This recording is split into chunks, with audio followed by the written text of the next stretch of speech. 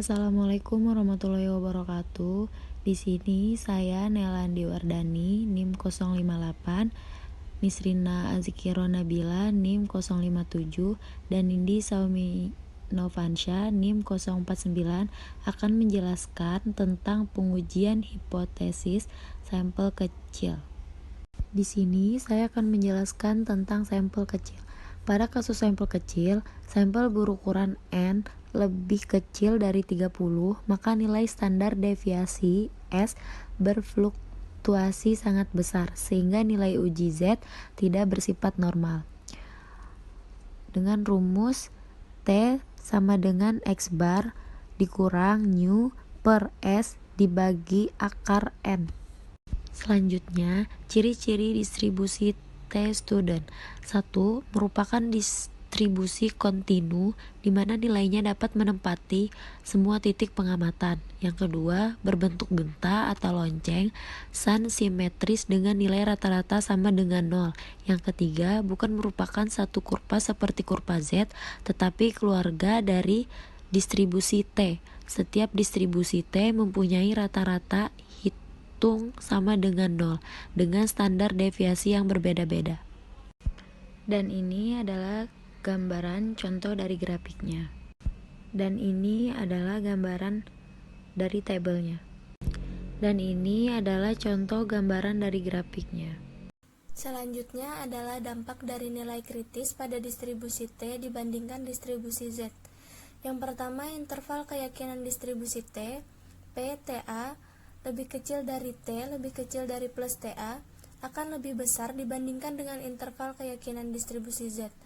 P min ZA lebih kecil dari Z lebih kecil dari plus ZA.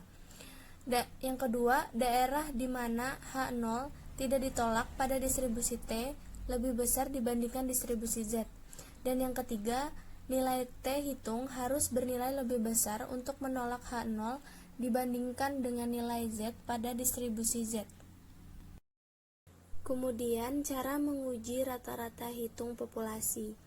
5 tahapan pada proses pengujian hipotesis untuk rata-rata hitung pada sampel kecil.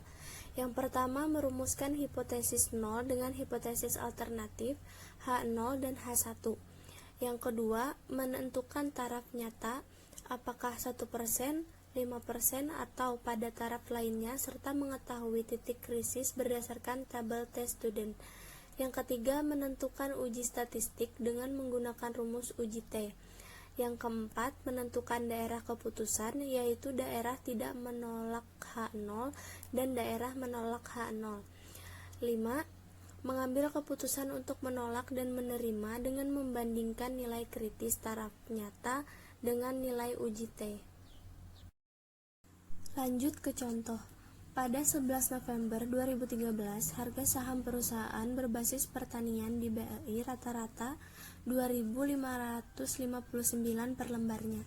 Pada 30 Desember 2013, diambil 5 sampel dari perusahaan berbasis pertanian yang terdiri atas 1 perusahaan tanaman non-perkebunan, 2 perusahaan perkebunan, 1 perusahaan perikanan, dan 1 perusahaan perikanan lainnya.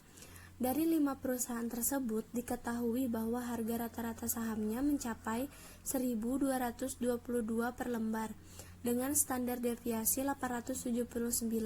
Pada taraf 1%, apakah harga saham perusahaan berbasis pertanian mengalami penurunan atau perbedaan selisih yang terjadi karena faktor kebetulan saja?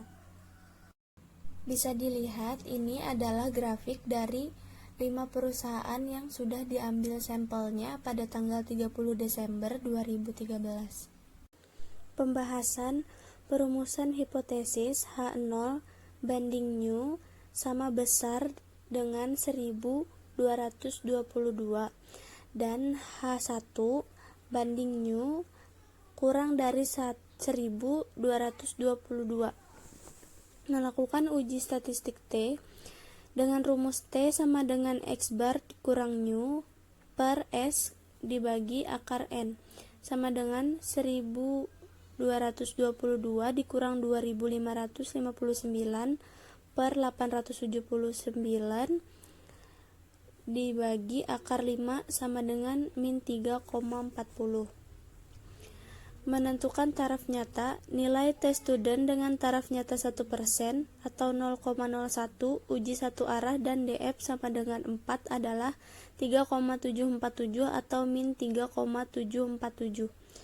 Menentukan daerah keputusan dengan nilai kritis min 3,747, uji satu arah dengan ujung ada di sebelah kiri. Untuk lebih jelasnya bisa dilihat di grafik atau tabel yang tersedia. Nama saya Nislina Ajikro Nabila, NIM 057. Jadi, berikut adalah tabel distribusi tes student untuk pertanyaan 14.1. Nilai uji T terletak di daerah tidak menolak H0 pada taraf 1%.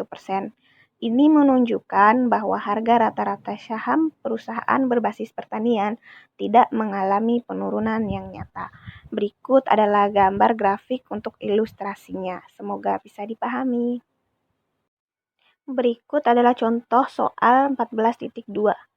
Pada liburan Juni 2014, banyak pelajar yang berlibur ke Jawa Tengah dan Jawa Timur. Oleh karena itu, perusahaan kereta api mempersiapkan kereta api eksekutif untuk jurusan Jakarta ke Surabaya, Malang, Solo, Yogyakarta, dan Semarang sebanyak 10 buah, dan total rute yang dilayani sebanyak 20 rute. Harga rata-rata tiket kelas eksekutif A sebesar Rp418.250 untuk mendorong para pelajar dan konsumen menggunakan kereta api. Manajemen kereta api memberikan kebijakan untuk memberikan diskon terhadap harga tiket kereta api eksekutif selama liburan. Setelah kebijakan tersebut diberlakukan, selanjutnya diambil sampel secara acak terhadap 10 jenis kereta. Ternyata harga rata-rata mencapai Rp361.675 dan standar devisa Rp62.444. Apakah penurunan tarif tersebut berbeda nyata dengan tarif sebelumnya pada taraf 5%, sehingga cukup berarti bagi konsumen, terutama pelajar, untuk menikmati perjalanan dengan kereta api eksekutif tersebut.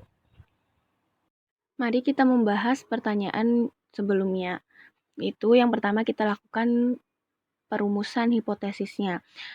Perumusan hipotesisnya bisa kita tulis dengan H0 berbanding mu sama dengan 418.250 dan H1 berbanding mu tidak sama dengan 418.250.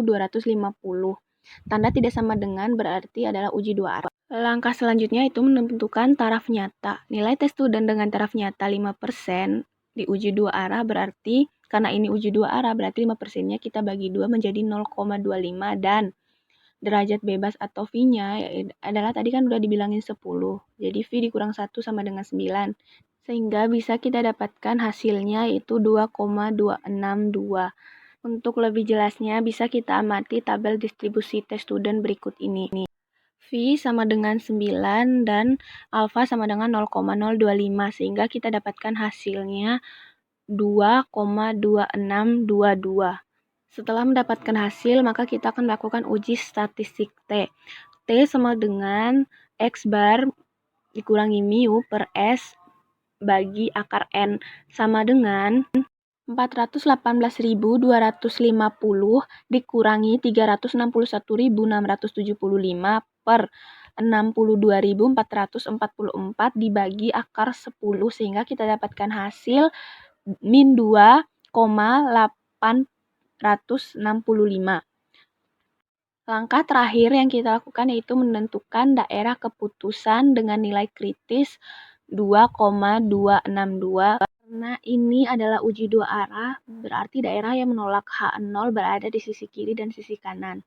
Sehingga kita dapatkan min 2,86 berada di sisi kiri dari daerah yang menolak H0. Sehingga pada taraf nyata 5% nilai uji T terletak di daerah menolak H0. Padahal ini menunjukkan bahwa harga rata-rata tiket kereta api sesudah diskon berbeda nyata dengan harga sebelum diskon pada taraf nyata 5%.